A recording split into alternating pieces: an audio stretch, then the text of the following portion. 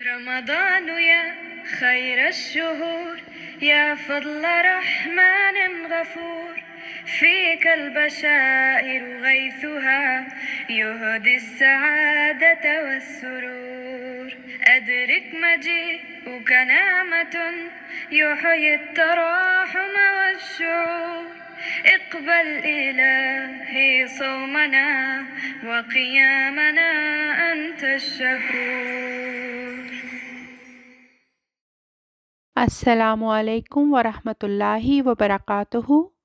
ربی اشرح لی صدری ویسر لی امری واحلل عقدۃ من لسانی یفقہوا قولی رب زدنی علما۔ آئیے آج ہم سحور سیشن کا ڈے 8 کا آغاز کرتے ہیں۔ اعوذ باللہ من الشیطان الرجیم، بسم اللہ الرحمن الرحیم۔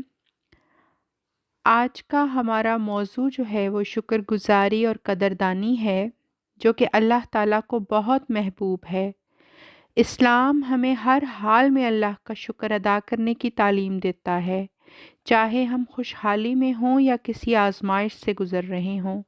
شکر گزاری نہ صرف ایمان کا تقاضا ہے، بلکہ یہ دنیا اور آخرت کی کامیابی کی کنجی بھی ہے۔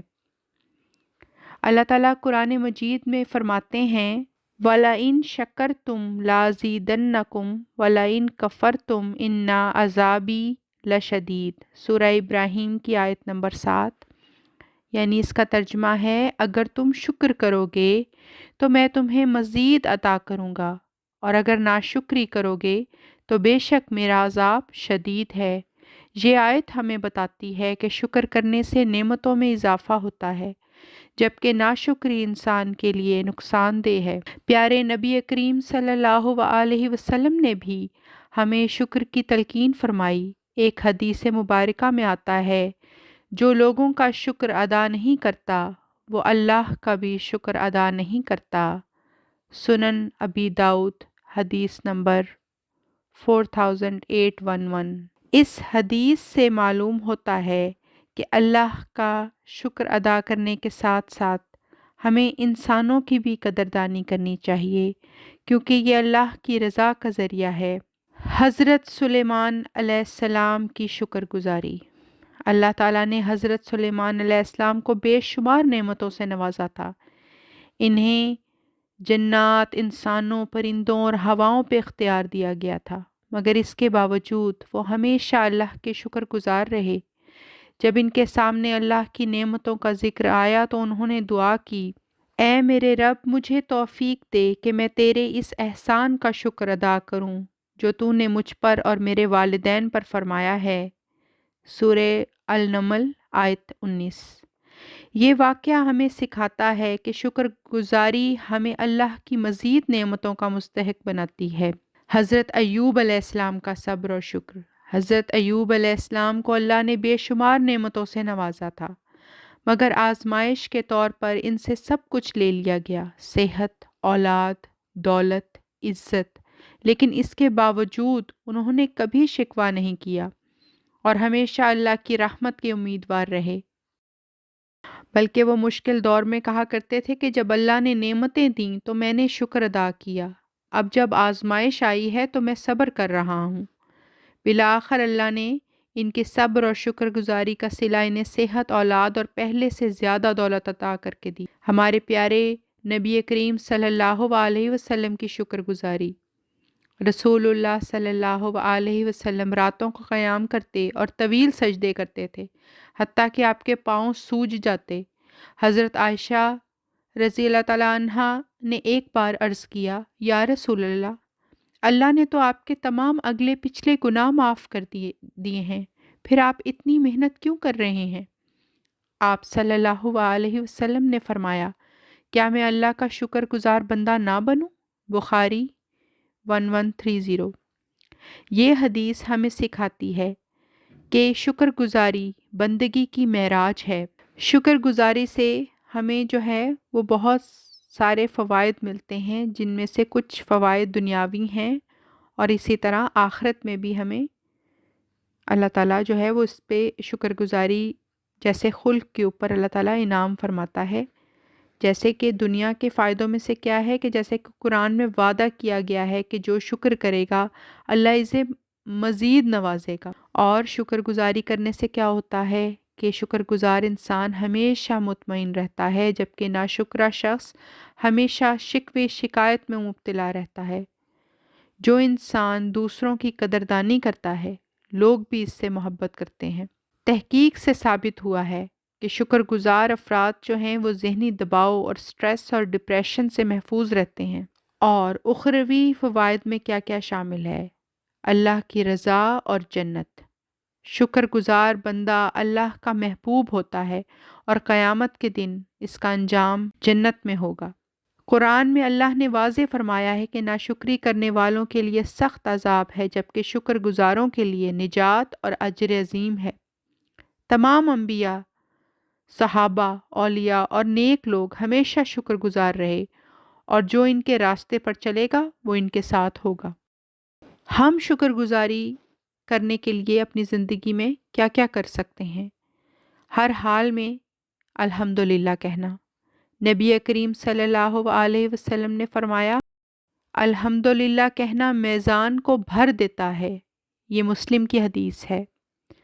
اللہ کی دی ہوئی ہر چھوٹی بڑی نعمت کی قدر کرنا، جیسے آنکھیں، ہاتھ، صحت، روزی، عزت، یہ سب اللہ کی نعمتیں ہیں، ان کی قدر کرنی چاہیے۔ شکر گزاری کا بہترین طریقہ یہ ہے کہ اللہ کی عبادت کی جائے اور اس کے احکامات پر عمل کیا جائے۔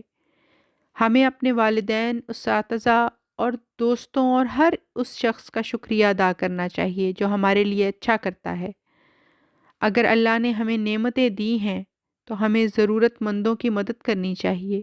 یہی حقیقی شکر گزاری ہے۔ شکر گزاری صرف الفاظ تک محدود نہیں، بلکہ یہ ایک طرز زندگی ہے۔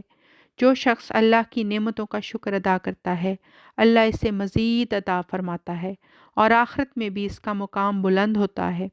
ہمیں چاہیے کہ ہم ہر حال میں اللہ کا شکر ادا کریں اور ہر چھوٹی بڑی نعمت کی قدر کریں، کیونکہ اللہ کو شکر گزار بندے بے حد پسند ہیں۔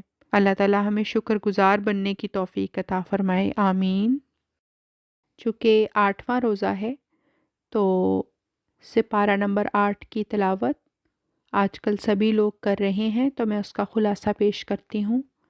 اعوذ باللہ من الشیطان الرجیم، بسم اللہ الرحمن الرحیم۔ قرآن مجید کا 8واں سپارہ جو سورہ الانعام کا آخری حصہ اور سورہ الاعراف کا بڑا حصہ شامل کرتا ہے، مطلب اس پہ مشتمل ہے۔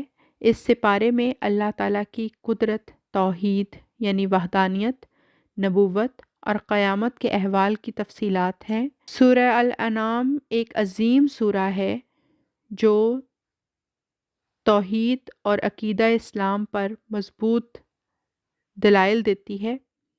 سپارہ 8 کا آغاز اس سورہ کے آخری حصوں سے ہوتا ہے، یعنی آیت 111 سے۔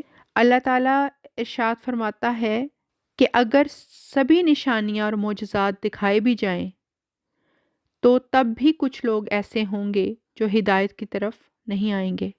مطلب ان پر واضح ہو جائے گا کہ انبیاء، تمام انبیاء جو ہیں یا جس نبی کی طرف ان کو بلایا جا رہا ہے یا جو ان کے زمانے کا نبی ہے وہ آئے اور اس کی سچائی ثابت بھی ہو جائے، اور سب دلیلیں پوری ہوں، سب نشانیاں پوری ہوں، معجزات بھی دکھلائے جائیں، تب بھی کچھ لوگ ایسے ہوں گے جو ہدایت کے راستے کو نہیں پائیں گے اور ہدایت حاصل نہیں کریں گے اور اپنی گمراہی میں ہی بھٹکتے رہیں گے، اور ان کی زندگی وہ ایسے لوگ ہیں کہ وہ ہدایت نہیں پائیں گے اور ان کا ٹھکانہ جو ہے وہ جنت نہیں ہے، بلکہ اس کے برعکس ان کا ٹھکانہ جہنم ہے۔ اس وجہ سے جو ہے ان کی زندگی صرف ہوس اور گمراہی میں ہی گزر رہی ہے، اور ایسے ہی گزرتی رہے گی وہ اپنے موت تک، کیونکہ موت تک ہی انسان کے پاس وقت ہوتا ہے نا کہ وہ اپنے اعمال کو بہتر کر سکتا ہے اور اپنے گزشتہ گناہوں کی معافی مانگ سکتا ہے۔ یہاں پہ اللہ تعالیٰ یہی فرما رہا ہے کہ اگر سب نشانیاں اور معجزات بھی دکھلا دیے جائیں تب بھی کچھ لوگ ایسے باقی رہیں گے جو کہ ہدایت کے راستے کو نہ پہچانیں گے اور نہ ہی ہدایت حاصل کریں گے، اور ان کی زندگی ایسے ہی گزرتی رہے گی ان کی موت تک، یہاں تک کہ ان کا انجام جو ہے ان کے سامنے آ جائے گا۔ اللہ کا نام لے کر جو حلال چیزیں ذبح کی جائیں وہ جائز ہیں۔ حرام صرف وہی ہے جو اللہ نے حرام قرار دیا ہے، مطلب جو حرام اللہ تعالیٰ نے جس کو حرام کہہ دیا ہے وہ حرام ہے۔ خود سے کسی حلال چیز کو حرام کہہ دینا یہ اسلام میں جائز نہیں۔ بغیر اللہ کے نام لیے ذبیحہ کی گئی چیز کھانا منع ہے۔ اگلی اسی طرح آیات آتی ہیں آگے جس میں انصاف اور نیکی کی تعلیم ہے۔ اللہ نے اس میں سب سے پہلا جو حکم دیا ہے وہ یہ ہے کہ اللہ کے ساتھ کسی کو شریک نہ ٹھہراؤ، اور ماں باپ کے ساتھ احسان کرو۔ ایسی بہت ساری آیات ہیں ادھر جن سے پورے قرآن میں، بلکہ ایسی بہت ساری آیت ہیں جس میں سب سے پہلے جہاں پہ اللہ کے ساتھ کسی کو شریک نہ ٹھہرانے کی بات ہو رہی ہے، وہیں پہ ساتھ ہی والدین کی ساتھ احسان کرنے کا حکم بھی آیا ہے۔ یہ ہے کہ غربت کے ڈر سے اپنے بچوں کو قتل نہ کرو، اس بارے میں بھی ہے، اور بدکاری اور فحاشی سے بچو، اور ناحق کسی کا قتل نہ کرو۔ یتیموں کے مال میں غلط کام نہ کرو، یعنی کہ یتیموں کے مال ناحق نہ کھاؤ، اور جب کسی کا مال ناپ تول کے دیتے ہو تو ناپ تول کو ٹھیک رکھا کرو، اور تھوڑی بہت بھی جو جسے کہتے ہیں اگر اس میں کمی رکھو گے تو اللہ تعالیٰ دیکھ رہا ہے۔ سچائی پر قائم رہو، کہ سچی بات جو ہے وہی کیا کرو اور اس پر قائم بھی رہو۔ اللہ کے احکامات کو مضبوطی سے پکڑو، جو اللہ تعالیٰ نے حکم دیے وہ تمہاری بھلائی کے لیے دیے ہیں۔ جو قرآن ہم پر نازل کیا گیا ہے، قرآن تو ساری انسانیت کے لیے ہے، اور اس میں جتنے بھی احکامات اللہ تعالیٰ نے دیے ہیں وہ سب انسانوں کی بھلائی کے لیے، ان کی دنیاوی اور اخروی بھلائی کے لیے، اور یہی کہ صرف اللہ کی عبادت کرو۔ اسی طرح بھی سورہ الانعام ہی چل رہی ہے، اور اس میں آخری آیات جو ہیں جیسے آیت نمبر 160 سے مطلب آیت نمبر 160 سے 165 تک، اس میں جو بھی ایک نیکی کرے گا اسے 10 گنا ثواب ملے گا۔ اللہ ہر چیز کا مالک ہے اور سب لوگ اسی کی طرف لوٹ کر جائیں گے۔ تو اللہ تعالیٰ نے اس چیز کا تمام انسانوں کو یقین دلایا ہے قرآن میں کہ اللہ ہی ہر چیز کا مالک ہے۔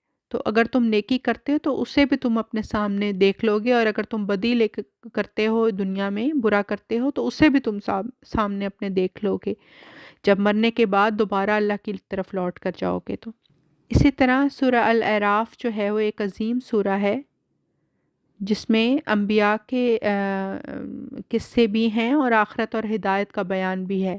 آیت نمبر 1 تا 10 میں جو ہے سورہ الاعراف میں قرآن ایک عظیم کتاب ہے جو صرف نصیحت اور ہدایت کے لیے نازل ہوئی ہے، اور اس میں میزان کے بارے میں بتایا گیا کہ میزان ایک اللہ تعالیٰ کے تولنے کا ایک سکیل ہے جس میں قیامت کے دن جو ہے وہ انصاف سے انسان کے اعمال کو تولا جائے گا اور ان کا وزن بھی کیا جائے گا، اور اس طرح سے پتہ چلایا جائے گا کہ کیا انسان اپنے ساتھ کتنی نیکیاں، مطلب ان کی گنتی بھی کی جائے گی اور ان کا وزن بھی کیا جائے گا۔ میزان ایک ایسا سکیل ہے، اور ان آیات میں یہ ہے اگلی کچھ آیات میں 11 تا 25 میں کہ اللہ نے آدم علیہ السلام کو پیدا کیا اور پھر انہیں عزت دی۔ ابلیس نے آدم کو سجدہ نہ کیا اور تکبر کیا۔ ابلیس کو اللہ نے لعنت بھیج دی، لیکن اس نے قسم اٹھائی کہ وہ انسانوں کو گمراہ کرے گا۔ آدم علیہ السلام اور حوا علیہ السلام کو جنت سے زمین پر اتارا گیا۔ جہنم اور جنت کے لوگوں کا حال۔ اسی طرح جہنم والوں اور جنت والوں کے درمیان ایک دیوار ہوگی جس کا نام اعراف ہے۔ جہنم والے جس میں پچھتائیں گے، یعنی کہ دیوار کے اس طرف جو ہیں جہنم والے ہوں گے اور اس طرف جنت والے، اور جہنم والے اپنے کیے گئے اعمال کے بارے میں پچھتا رہے ہوں گے، اور ان کو اپنا ٹھکانہ پسند نہیں آئے گا جہنم، جو کہ یقیناً ایک بری جگہ ہے، لیکن ان کے لیے واپسی کا کوئی راستہ نہیں ہوگا۔ وہ اللہ تعالیٰ سے التجا کر رہے ہوں گے اس وقت کہ اے اللہ پھر سے دنیا میں بھیج دے، ہم اچھے اعمال کریں گے، لیکن اب ایسا نہیں ہو سکتا، وہ پیچھے کی طرف نہیں لوٹ سکتے۔ جنت والے اللہ کی نعمت سے لطف اٹھائیں گے اور خوب مزے کریں گے، اور اپنے ان اعمال پہ اللہ تعالیٰ کا شکر ادا کریں گے کہ اللہ نے ان کو ہدایت دی اور انہوں نے نیک اعمال کیے، اس لیے وہ جنت میں داخل کر دیے گئے۔ اس میں حضرت نوح علیہ السلام کی قوم کا بھی ذکر ہے جو گمراہی میں ڈوب رہی اور عذاب کا شکار ہوئی، اور حضرت ہود علیہ السلام کی قوم عاد جو تکبر میں مبتلا تھی، اللہ نے ان کو عذاب میں گرفتار کیا۔ حضرت صالح علیہ السلام کی قوم سمود جو معجزات دیکھنے کے باوجود نہ مانی، اور حضرت لوط علیہ السلام کی قوم جو فحاشی اور بدکاری میں مبتلا تھی، ان پر عذاب آیا۔ اور حضرت شعیب علیہ السلام کی قوم جو کیا کرتی تھی، مدین، یعنی کہ حضرت شعیب علیہ السلام کی قوم مدین جو ناپ تول میں بے ایمانی کرتی تھی، اللہ نے انہیں بھی تباہ کر دیا۔ یہ 8واں سپارہ ہمیں کیا پیغام دیتا ہے اور کیا عبرت کی باتیں ہمیں سکھاتا ہے، وہ یہ ہیں کہ اللہ کی وحدانیت پر یقین رکھو۔ صرف وہی حلال ہے جو اللہ نے حلال قرار دیا ہے۔ قیامت کا دن ضرور آئے گا، ہر شخص اپنے اعمال کا جواب دہ ہوگا۔ ماضی کی قوموں سے عبرت لو جو اللہ کی نافرمانی کی وجہ سے تباہ ہو گئیں۔ یہ سپارہ ہمیں بتاتا ہے کہ ہدایت صرف اللہ کی طرف سے آتی ہے، اور جو اس کے احکامات پر چلے وہی آخرت میں کامیاب ہوگا۔ یقیناً ایسا ہی ہے۔ آج کے لیے اتنا ہی، کل کے سحور سیشن میں ملاقات ہوتی ہے۔ السلام علیکم ورحمۃ اللہ وبرکاتہ، وآخر الدعوانا ان الحمد للہ رب العالمین۔ اللہ حافظ۔